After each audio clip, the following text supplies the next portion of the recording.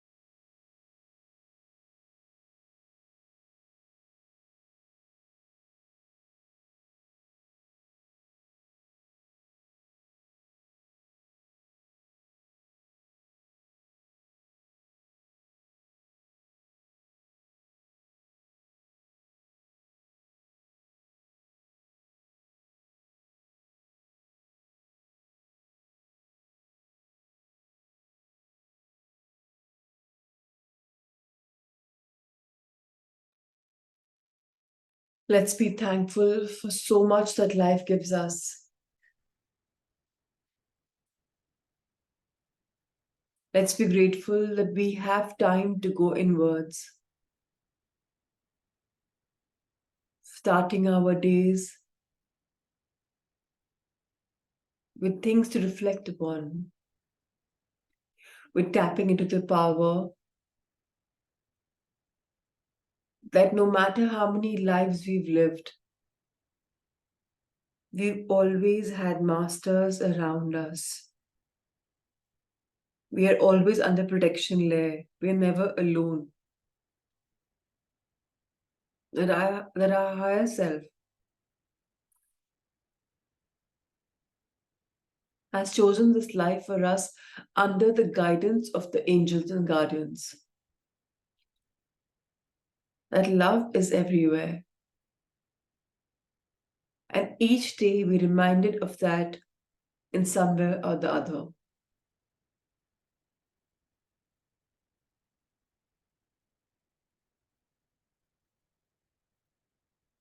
Let's affirm,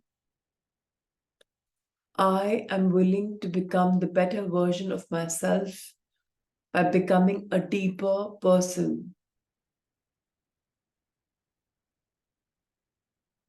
I'm willing to learn the language of love.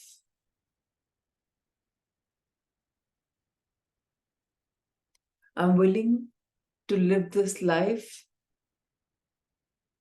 with all fairness. I'm willing to forgive myself and others for any misdeeds that I may think they or I may have done.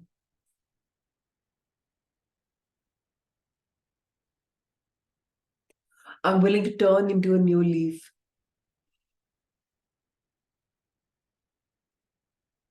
I'm willing to change the quality of my life because I know I am the co-creator of my life with my masters.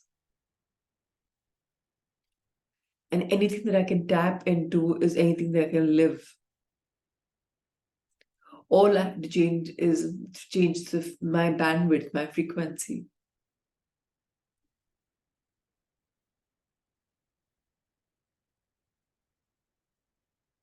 Things will continue to happen, not always as per the script that I have written, but may I always trust the process of life, believe that things are unfolding for a higher reason which I cannot see. May I always trust the process of life. May I always tune into the fact that universe has my back, had, has, and will always have.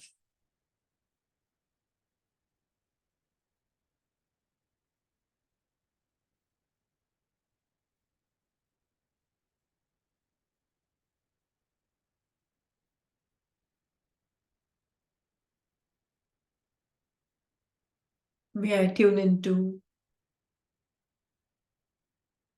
the blessing world of the masters.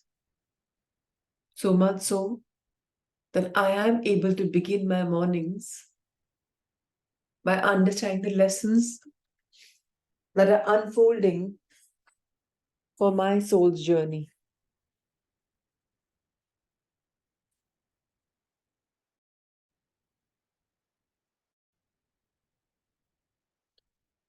Every soul has primarily full of life.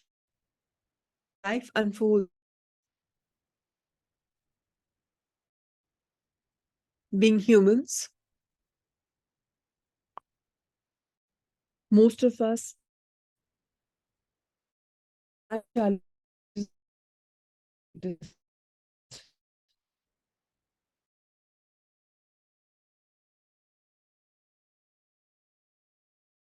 also feel that my blessings are the greatest, that my attitude of gratitude is the greatest,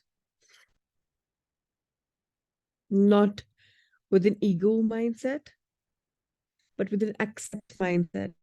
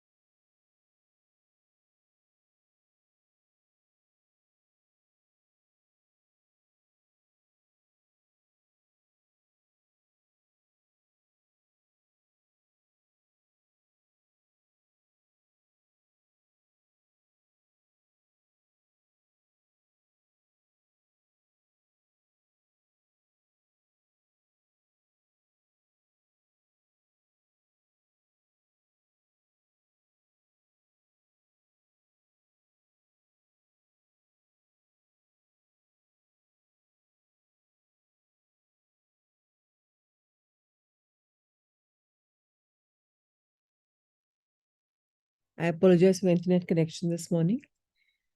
Let's start this wonderful morning with a book reading of Many Lives, Many Masters.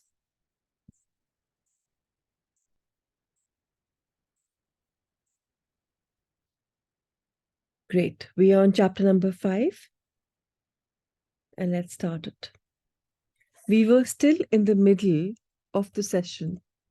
Catherine ended her rest and began talking about green statues in front of a temple. I roused myself from my reverie and listened. She was in an ancient lifetime somewhere in Asia, but I was still with the masters. Incredible, I thought to myself. She's talking about previous lifetimes, about reincarnation, and yet, compared to hearing messages from the masters, it feels anticlimactic. I was already realizing, however, that she had to go through a lifetime before she could leave her body and reach the in between state. She could not reach the state directly, and it was only there that she could reach the masters. The green statues are in the front of a large temple building, she whispered softly. A building with peaks and brown walls. There are 17 steps in front, and there is a room after you climb the steps. Incense is burning. Nobody has shoes. Their heads are shaven. They have round faces and dark eyes. They are dark skinned. I am there. I have hurt my foot and have gone there for help. My foot is swollen. I can't step on it. Something is stuck in my foot. They put some leaves on my foot, arranged leaves. Tanya, tannin, or tank acid, which occurs naturally in the roots, wood, bark, leaves, and fruits of many plants, have been used since ancient times as a medicine because of its styptic or astringent properties.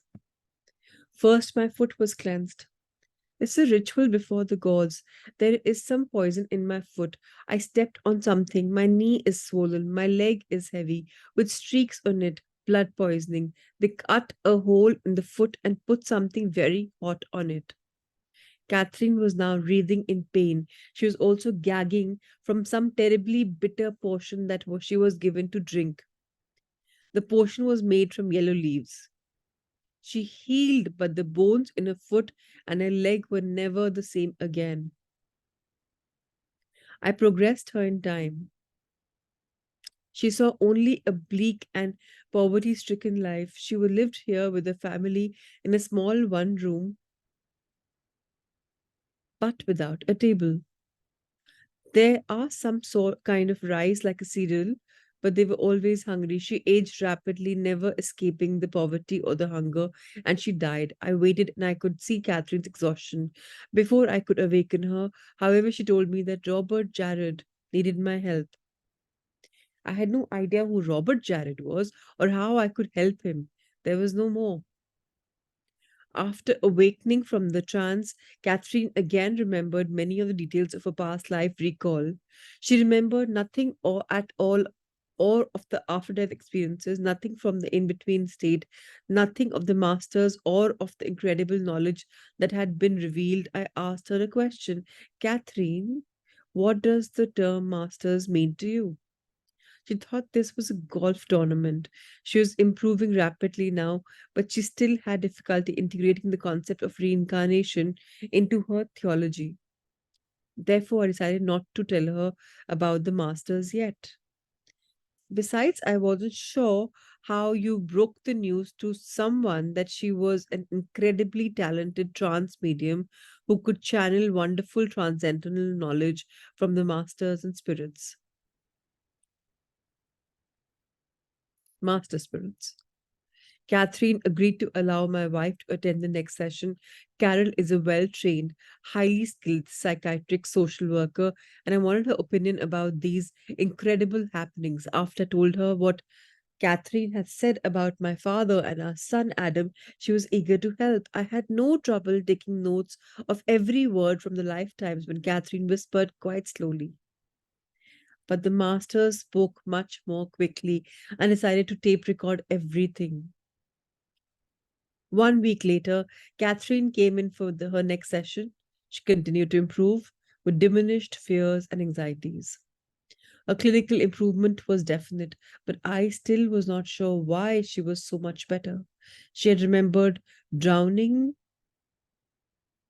as Aronda, having her throat slashed as Johann, being a victim of a waterborne epidemic as Louisa, and other terrifyingly traumatic events.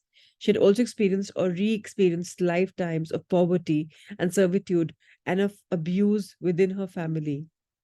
The latter are examples of the day in and day out, are many traumas that also get ground into our psyches. The remembrance of both types of lifetimes could be contributing to her improvement. But another possibility existed. Could the spiritual experience itself be helping?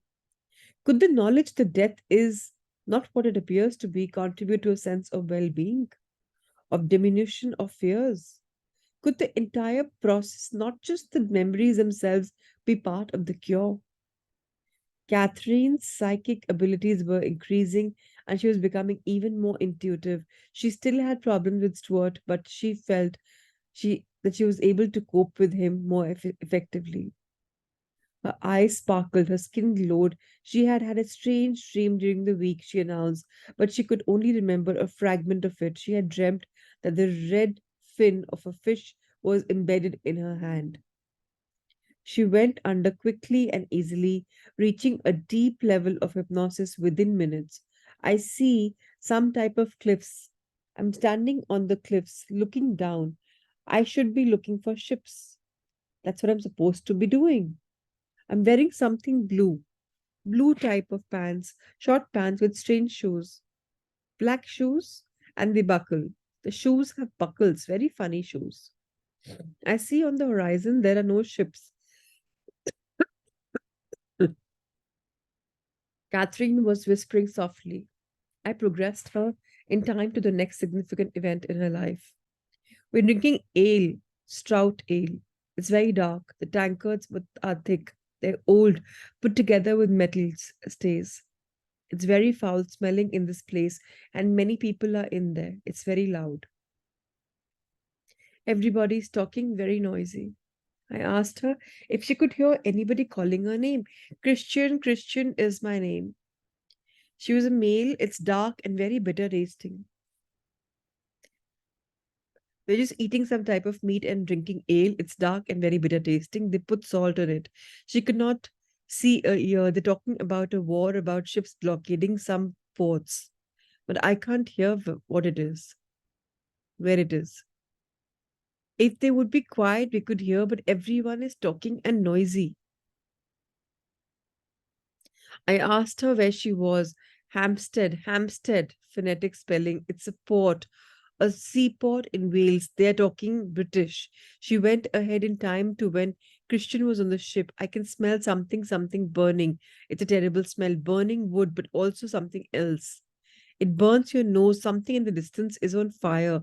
Some sort of vessel, a sailing vessel. We are loading. We are loading something with gunpowder. Catherine was becoming visibly agitated. It's something with gunpowder, very black. It sticks to your hands. You have to move fast. The ship has a green flag on it. The flag is dark. It's yellow and it's a green and yellow flag. There is some type of crown with 3 points on it. Suddenly, Catherine grimaced with pain. She was in agony. Oh, the pain in my hand, the pain in my hand. There is some metal, hot metal in my hand. It's burning me. Oh, oh. I remember the dream fragments and understood now about the red in the embedded in her hand. I blocked the pain, but she was still moaning. The splinters are metal. The ship we were on was destroyed. The port aside. They have the fire under control. Many men have been killed. Many men. I have survived. Only my hand is hurt, but it heals with time. I took her ahead in time, letting her pick out this next significant event.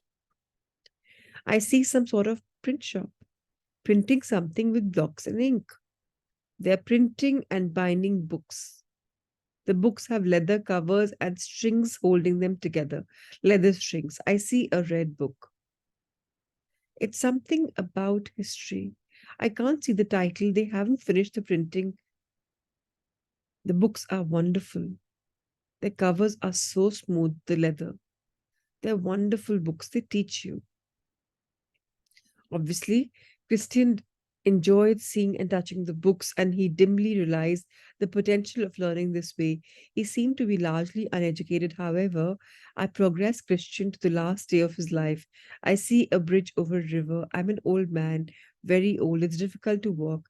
I'm walking over the bridge to the other side. I feel pain in my chest pressure. Terrible pressure, pain in my chest. Oh, Catherine was making gurgling sounds, experiencing the apparent heart attack that Christian was having on the bridge. Her breathing was rapid and shallow. Her face and neck were covered with sweat. She began to cough and to gasp for air. I was concerned. Was re experiencing a heart attack from previous lifetime dangerous? This was a new frontier. Nobody knew the answers. Finally, Christian died. Catherine was now lying peacefully on the couch, breathing deeply and evenly. I let out a deep sigh of relief. I feel free, free. Catherine gently whispered. I'm just floating in the darkness, just floating. There is a light around and spirits, other people. I asked if she had any thoughts about the lifetime that had just ended, her life as Christian. I should have been more forgiving, but I wasn't. I did not forget the wrongs that people did to me, and I should have. Now, this again reminds all of us once again of a lesson to be learned this morning, that oftentimes we feel life has been unfair, people have been unfair, and a lot of the times, somehow, I've seen this pattern where people blame their parents. But it's a reminder for all of us to know that we need to forgive the wrongs if we think that they are wrongs, because everybody is doing things as per their consciousness. The sooner we forgive others and ourselves, the more quality of life we will have. Otherwise, holding on to grudges depletes the quality of life, depletes abundance. Because what you're doing is you're kind of grieving, going into a negative bandwidth of complaining and expanding complaint, and then comes all things negative with it, along with diseases in the body or in people around us. So it's very important for us, especially if we are genuinely interested in increasing quality of life by finding our soul's journey. It's very, very imperative. She says, I should have forgiven that people did to me. I didn't forgive the wrongs. I held them inside and I harbored them for many years. I can see eyes. Eyes. Eyes? I had echoed, sensing the contact. What kind of eyes? The eyes of the master spirits. Catherine whispered, but I must wait. I had things to think about. Minutes passed in mere tense silence. How will you know when they're ready? I asked, expectantly breaking the long silence. They will call me, she answered. More minutes passed, and suddenly her head began to roll from side to side, and her voice, hoarse and firm, signaled change. There are many souls in this dimension. I'm not the only one. We must be patient. That is something I never learned either. There are many dimensions. I asked her whether she had been here before, whether she had reincarnated many times. I have been to different planes at different times. Each one is a level of higher consciousness. What plane we go to depends upon how far we've progressed. She was silent.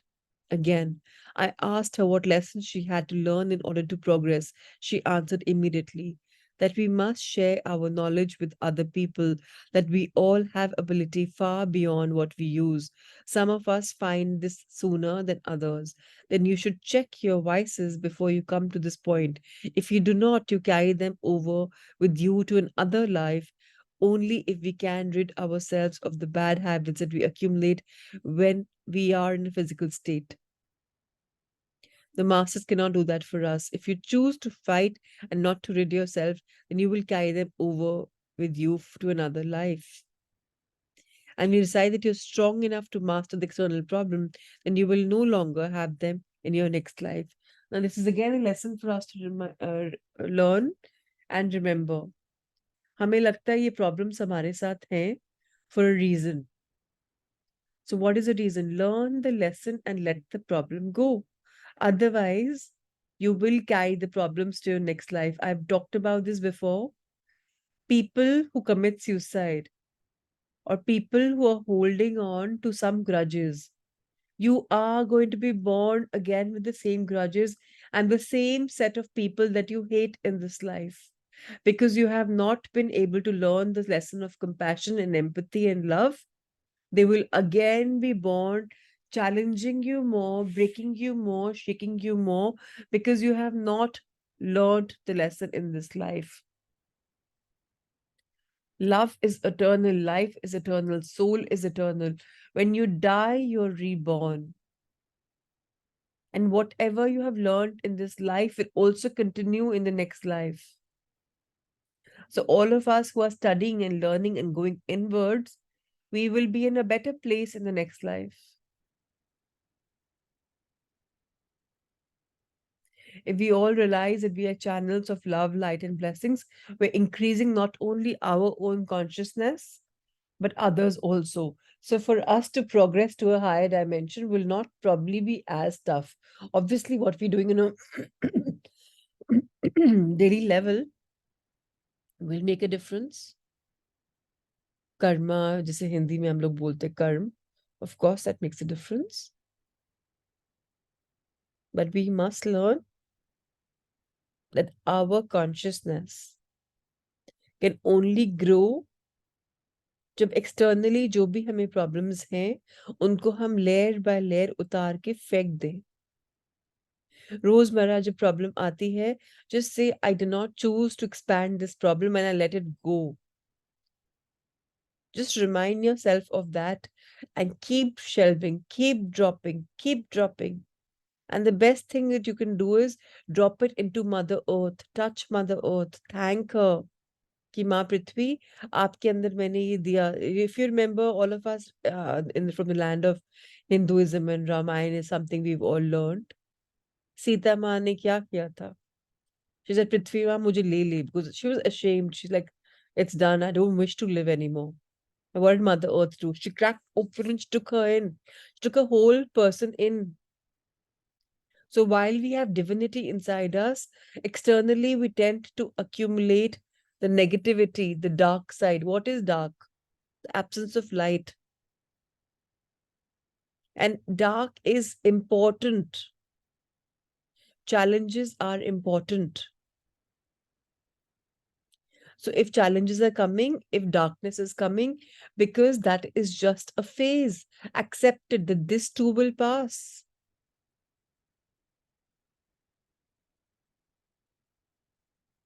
If you get shaken and, oh, why did this happen to me? It shouldn't happen to me.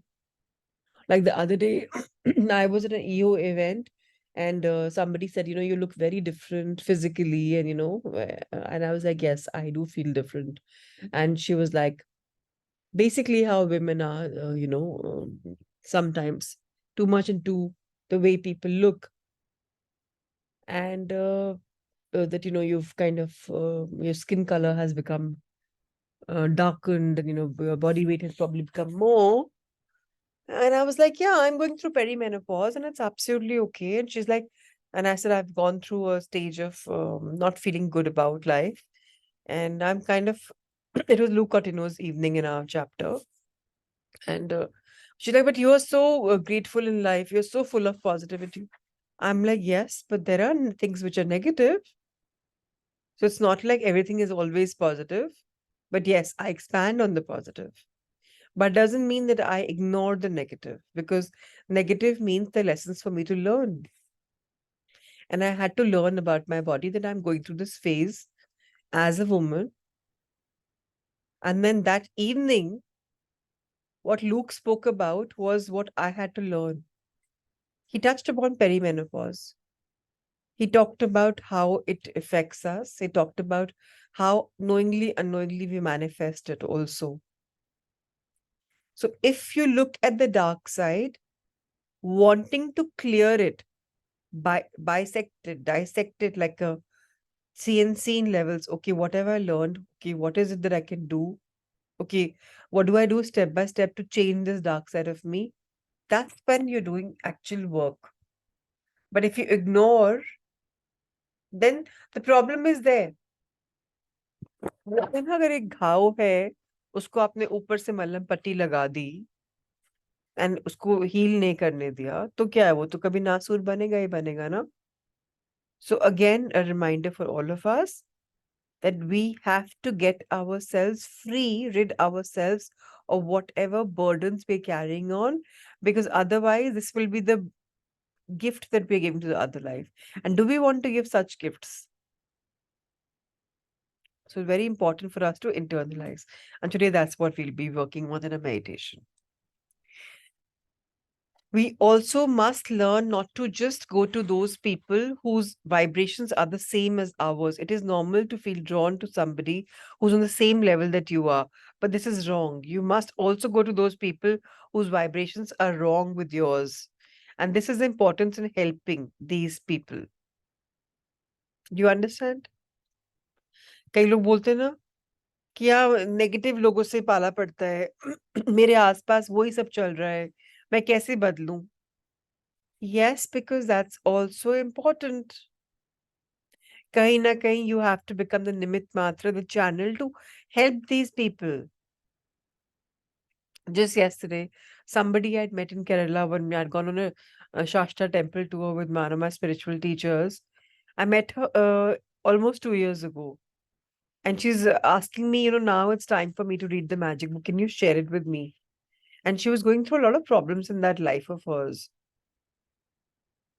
I had sown the seed as a channel in her mind that okay, life can change when we are ready for it, and how simply books change our life. Because there's so much of wisdom in books, and if we tap into them, knowing that every book, every page, every word comes for a reason, and all we have to do is tap into them. Some people say they're repetitive, but repetition is the key to success. We are given intuitive powers we should follow and not try to resist. Those who resist will meet with danger. We are not sent back from each plane with equal powers. Some of us possess powers greater than others because they have been accrued from other times. Thus, people are not at all created equal. But eventually, we will reach a point where we all will be equal. Now, what do you understand out of this? हम सब के अंदर intuitive energy है जब हमारी gut feeling कुछ बोलती है हमारे मास्टर्स कुछ गाइड करते हैं फॉलो करो instinct can never be wrong don't resist this by putting your analytical mind in place कि नहीं बट लॉजिक मेरा ये बोल रहा है जो लोग अपनी इंट्यूशन पे भरोसा करते हैं उनकी इंट्यूशन और स्ट्रांग हो जाती है ये देखा होगा शायद आपने how about becoming that person when I do PLR session it is just with a simple, plain mind, and whatever is going to happen will be healing me. If I'm extremely tired, I'll sleep off deeply. If I'm fresh, I will see a life that I'm meant to see, and I'll download what I'm meant to learn, and I will become better. Catherine paused.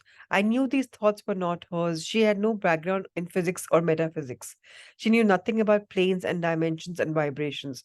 But beyond that, the beauty of the words and thoughts, the philosophical implications of these utterings, they were all beyond Catherine's capability. She never talked in such a concise, poetic manner.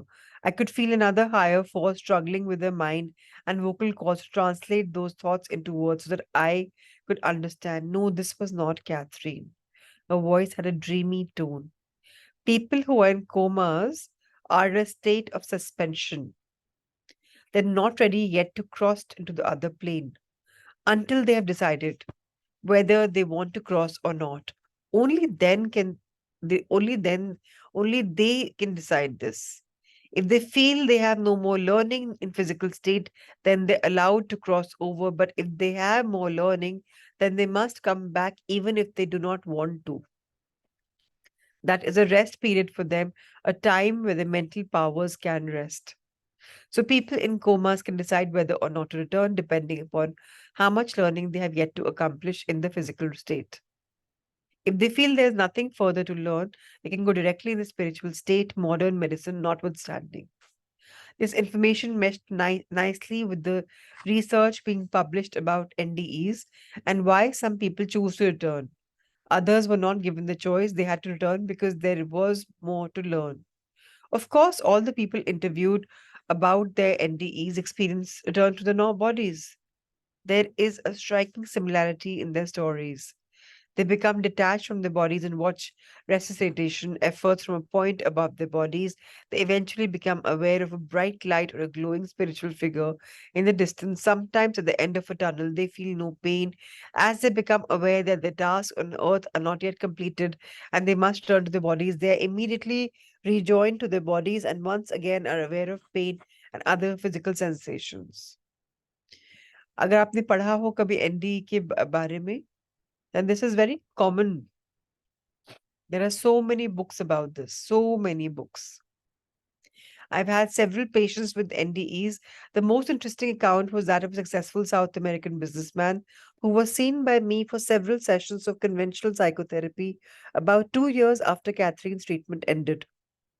Jacob had been run over and knocked unconscious by a motorcycle in Holland in 1975 when he was in his early 30s. He remembers floating above his body and looking down at the sense of the accident, taking note of the ambulance, the doctor attending his injuries, and the growing crowd of onlookers. He became aware of a golden light in the distance and he approached it. He saw a monk wearing a brown robe. The monk told Jacob that this was not the time to pass over and that he had to return to his body. Jacob felt the wisdom and power of the monk, who was also related several future events in Jacob's life, all of which later occurred. Jacob was whooshed back into his body, now in a hospital bed, regaining consciousness, and for the first time became aware of excruciating pain. In 1980, while traveling in Israel, Jacob, who was Jewish, visited the cave of the patriarchs in Hebron, which is a holy site to both Jews and Muslims. After his experience in Holland, he had become more religious and he began to pray more often. He saw the nearby mosque and sat down to pray with the Muslims there. After a while, he rose to leave. An old Muslim man came up to him and said, "You're different from the others. They very rarely sit down to pray with us." The old man paused for a moment, looking closely at Jacob before continuing, "You have met the monk. Do not forget what he has told you." 5 years after the accident and thousands of miles distant, an old man knew about Jacob's encounter with the monk, an encounter that happened while Jacob had been unconscious. So, how do these things happen? Because amidst us also walking, talking Siddh people who are connected with the masters at all given points of time, who can see through you and your karmic cycles and the problems that you're going through and can help you. But if we find such people, may we not be stuck to them to help us in every part of our life. Let them just be like guardians. Once in a while, tap into them. Otherwise, we'll become accustomed to them, dependent on them. In the office, pondering Catherine's latest revelations, I wondered what our founding fathers would have thought about the proposition that all humans are not created equal. People are born with talents, abilities, and powers accrued from other lifetimes. That's why देखा है ना कई बच्चे शुरू करते के साथ ही they are so ज्ञानी and they read so much and they chant so easily. These are what? Karmic lessons that they have taken from this life to another. So when you start the new life, you don't have to go through the entire basics of learning. You know them all. That's what all of us are doing. We're improving our consciousness in the office. But eventually, we will reach a point where we will all be equal. I suppose that this point was many, many lifetimes distant. I thought about the young Mozart and his incredible childhood talents. Was this only a carryover from abilities? Apparently, we carried over abilities as well as deaths. I thought about how people tended to congregate in homogeneous groups, avoiding and often fearing outsiders. It was not the root of prejudice and group hatreds. We also must learn not to just go to those people whose vibrations are the same as ours to help these other people. I could feel the spiritual truths in her words. I must come back. I must come back. But I wanted to hear more, Catherine resumed. I I asked her who Robert Jarrett was, but she had mentioned his name during the last session, saying that he needed my help. I don't know. He may be in another plane, not this one. Apparently, she could not find him only when he wants, only if he decides to come to me, she whispered. He will send me a message. He needs your help. I still could not understand how I could help. I don't know, but you're the one to be taught, not I. That was interesting. Was this material for me, or was I to help Robert Jarrett by being taught? We never did hear from him. I must go back. I must go to the light first. Suddenly she was alarmed. Oh, I've hesitated much too long. Because I've hesitated, I have to wait again. While she waited, I asked her what she was seeing and feeling. Just other spirits, other souls, they're waiting too. I asked her whether there was something to teach us while she was waiting. Can you tell me what we must know? They're not here to tell me. Fascinating. If the masters were not there for her to hear, Catherine could not independently provide the knowledge. I'm very restless being here. I do want to go. When the time is right, I will go. Again, minutes silently passed. Finally, the time must have been right. She had fallen into another lifetime. I see apple trees and a house, a white house. I live in the house. The apples are rotten worms, no good to eat. There's a swing on the tree. I asked her to look at herself. I have light hair, blonde hair. I'm 5 years old. My name is Catherine. I was surprised she was entering her present lifetime. She was Catherine at age 5. But she must be there for some reason. Did something happen there, Catherine? My father is angry at us because we are not supposed to be outside. He's hitting me with a stick. It's very heavy. It hurts. I'm afraid. She was whining, speaking like a child. He won't stop till he's hurt again. Till he's hurt us. Why does he do this to me? Why is he so mean? I asked her to see her life from a higher perspective and to answer her own questions. I recently read about people being able to do this. Some writers call this perspective one's higher self or greater self. I was curious whether Catherine could reach this state if it existed. If she could, this would be a powerful therapeutic technique, a shortcut to insight and understanding. He never wanted us. He feels we are an intrusion in his life. He doesn't want us. Your brother, too, I asked. Yes, my brother, even more. They never planned for my brother. They weren't married when he was conceived. This proved to be the startling new information for Catherine. She had never known about the premarital pregnancy. Her mother later confirmed the accuracy of Catherine's revelation. Although she was recounting a lifetime, Catherine now exhibited a wisdom and a perspective about her life that had previously been restricted to in between or spiritual state. Somehow there was a higher part of her mind, a sort of superconsciousness. Perhaps this was the higher self that others have decided.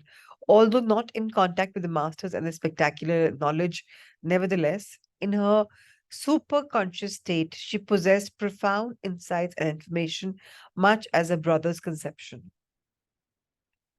The conscious Catherine, when awake, was more anxious and limited, much simpler and comparatively superficial. She could not tap into this superconscious state. I wondered if the problems and sages of Eastern Western religions, those called actualized, were able to utilize the superconscious state to obtain their wisdom and knowledge. If so, then we all had the ability to do so, for we must all possess the superconscious. And my dear friend, the superconscious is what I try for us to enter at the end of the session. Because once we are in that beautiful stage, then so much can come, so much healing can happen. And I've said that before, and I'm repeating that now. I would like to hear about how you feel at the end of it every other day, if you're up to it. The psychoanalyst Carl Jung was aware of the different levels of consciousness. He wrote about the collective unconscious, a state with similarities to Catherine's superconscious. I would become increasingly frustrated by the uncrossable gulf between Catherine's conscious, awake intellect and the trance level superconscious mind. While she was hypnotized, I would have fascinating philosophical dialogues with her at the superconscious level.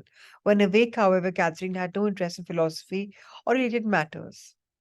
She lived in the world of everyday detail, oblivious of the genius within her. Meanwhile, her father was tormenting her, and the reasons were becoming evident. He has many lessons to learn. I said it in a questioning way. Yes, so he does. I asked her if she knew what he had to learn. This knowledge is not revealed to me. Her tone was detached, distant. What is revealed to me is what is important to me, what concerns me. Each person must be concerned with him or herself, with making him or herself whole.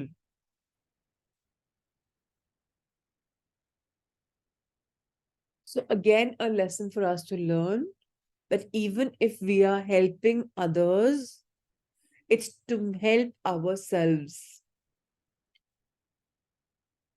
When you help others, you're becoming whole on on your own.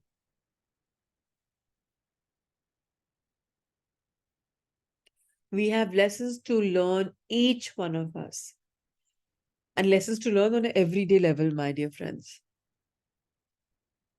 They must be learned one at a time in order.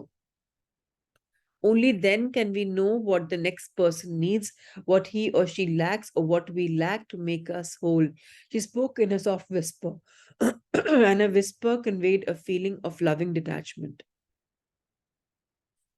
When Catherine spoke again, the childlike voice returned. He's making me sick. He's making me eat the stuff that I don't want to eat. It's some food, lettuce, onion stuff I hate. He's making me eat it and he knows I'm going to be sick, but he doesn't care.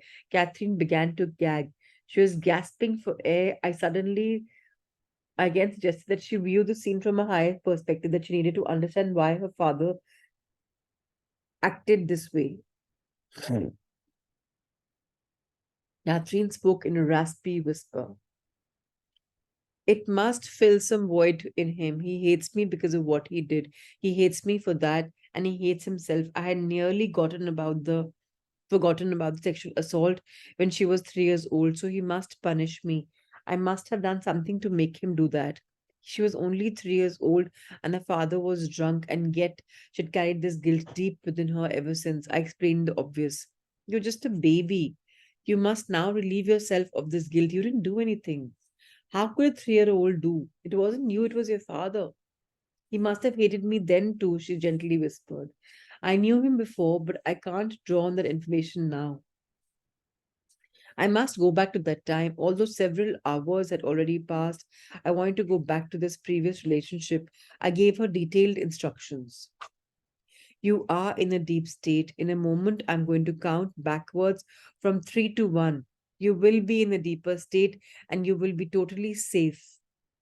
Your mind will be free to roam back in time again, back to the time when the connection on your father in your current life began, back to the time this had the most significant bearing on what happened in your childhood between you and him. When I say 1, you will go back to that lifetime and remember it. It is important for your cure. You can do that.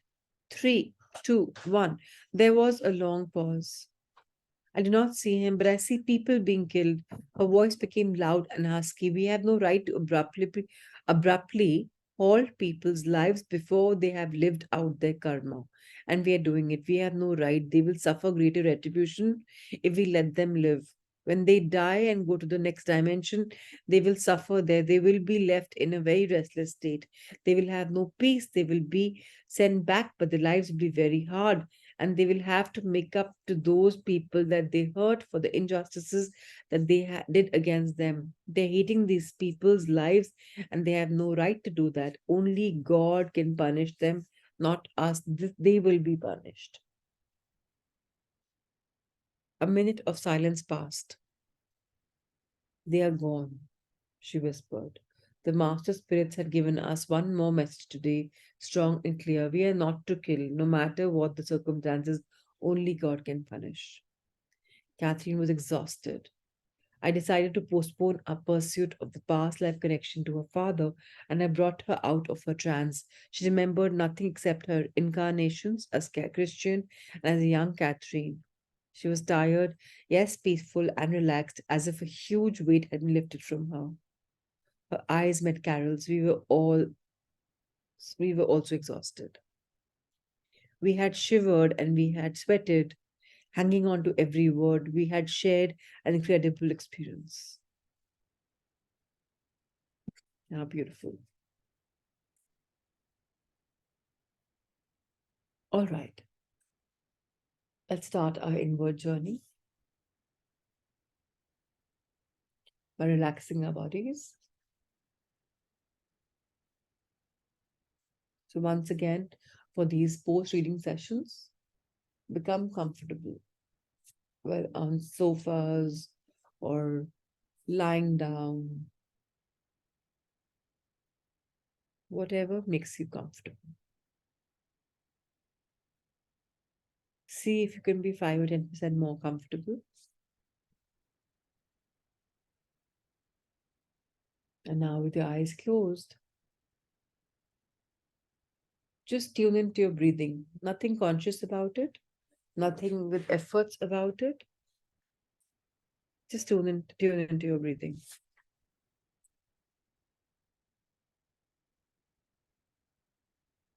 Observe the flow of breath in and out and in.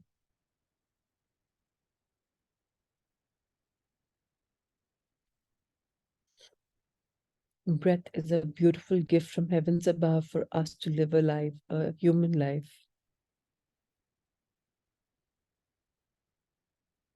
Each moment, there's something happening with breath. Either it's going in or resting, going out or resting. There are 4 phases in a breath. When we tune into, we realize that though we feel it's a continuous process of in, out, but there's also the resting phase in both the times. So just tune into your breath work.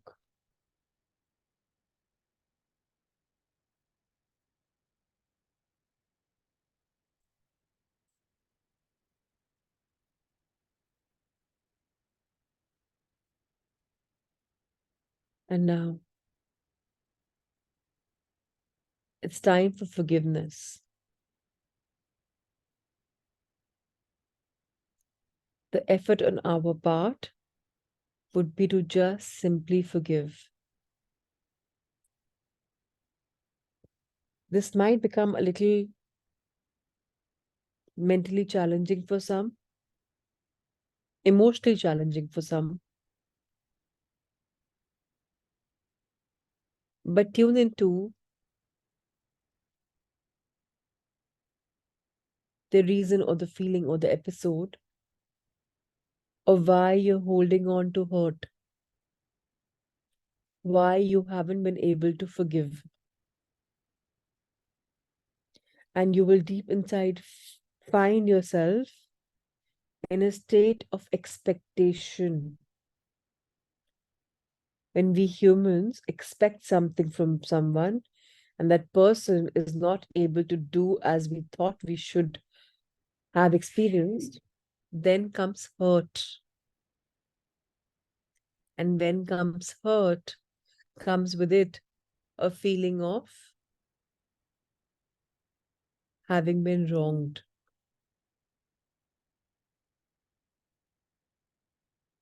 And then begins the blame game. So, why have we played this blame game and why are we continuing to play it? Now, everybody will find something in their life where they're blaming somebody for, and that somebody could also be us. Because the highest expectation of a human being is from yourself. You're the toughest on yourself. That's the eternal truth.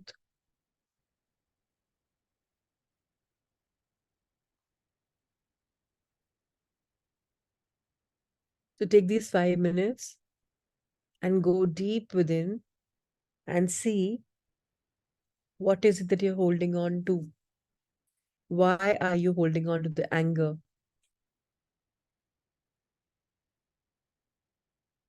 The big fat load of expectations. And can you replace that with acceptance? And when you do that with acceptance, what will come will be magical.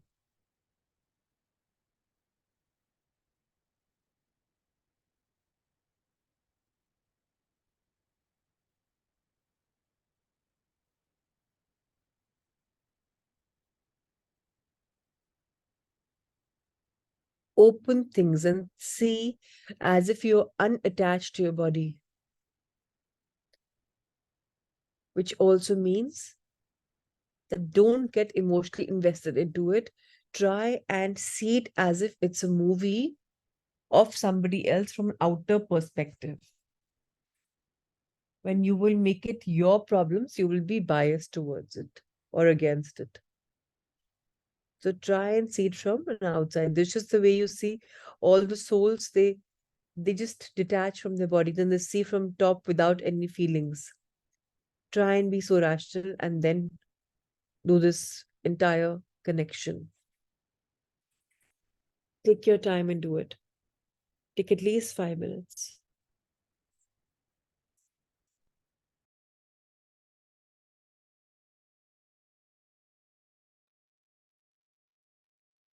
Your breath work is happening and your analysis is happening.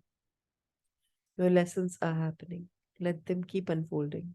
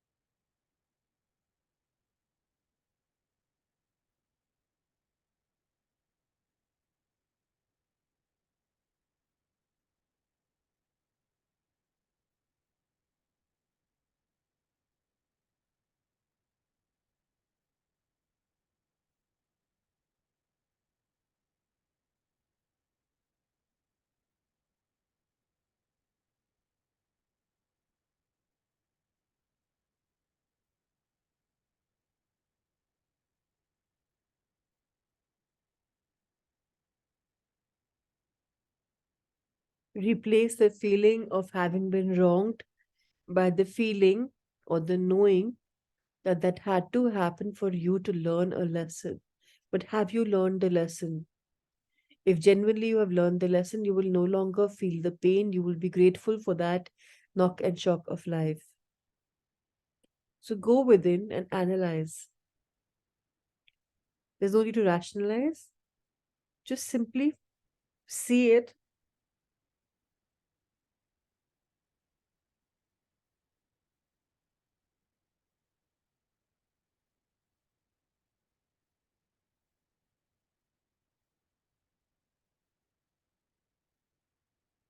And whatever makes your energy heavy, just ask your divine beings, your masters, to help you in that so that you can shrug it off. Again, I remind you, remember that you're holding on to a lot of baggage on your back, like a heavy backpack, and that is slowing you down. So it is on you to remove that backpack because you have strapped it on your back. It's as simple as that. And if you're not able to do it so simply, always remember that masters, angels, guardians, spirit guides are always around you, happy to help in your inward journey because that is what they want from all of us, to go inward and deeper in our soul's journey. So take help.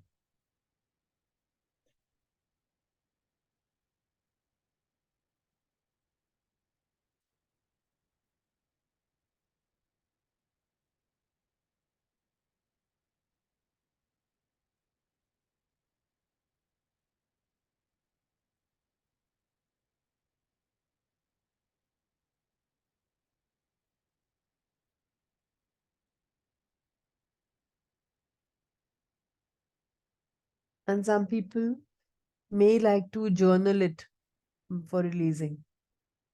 They may like to write why I had this problem, what is the lesson I've learned, what this tough thing taught me, have I learned the lesson, and now what do I do to accept it?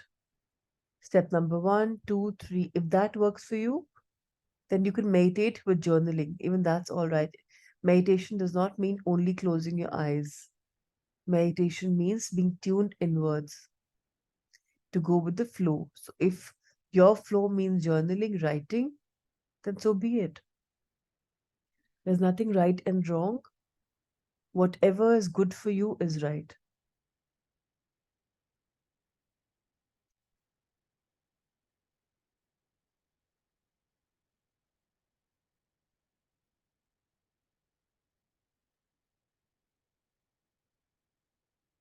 Now you will have to go deeper within yourself. This may take 10 minutes, may take 20 minutes. Go with the flow. This morning is about forgiveness. This morning is about understanding. This morning is about accepting. This morning is about understanding the lessons that we are meant to learn. And the biggest lesson is acceptance and discarding the bag of expectation, discarding the bag of overprotection, discarding the bag of guilt or of blame game. Be blessed and please go inward. It'll really be therapeutic.